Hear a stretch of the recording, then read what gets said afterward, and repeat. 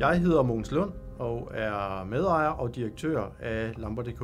Spotlight blev stiftet i 1989, og i 2016 køber vi virksomheden som de tredje ejer. Der ligger så Lamper.dk som et domæne, og vi starter webshoppen i 2017 med Lamper.dk.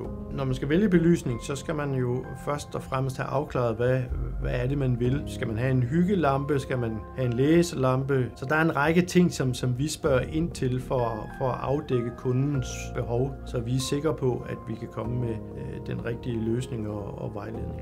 Rigtig god belysning for mig er jo, at det skal dække et behov for at kunne se i mørke. Man skal kunne orientere sig både indendørs og udendørs. Så kan god belysning skabe en stemning, det kan skabe sikkerhed, og så er der jo selve designet på lampen, som kan være god og dårlig. Vi vejleder kunderne ved hjælp af telefon og chat, hvor vi har snakke og samtaler med vores kunder. Og hvis det ikke er tilstrækkeligt, så kan vi så henvise til vores butikker under Spotlight. En kunde hos Lamper.dk kan regne med, at vi har et høj faglig viden og know-how inden for belysning og lamper.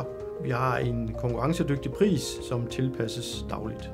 De værdier, vi arbejder efter i Lamper.dk, er høj faglig viden, tilsat et gran humor og godt humør. Og så har vi et motto, som hedder, alle fortjener et bedre lys. Og det mener vi, at vi er i stand til at give kunderne.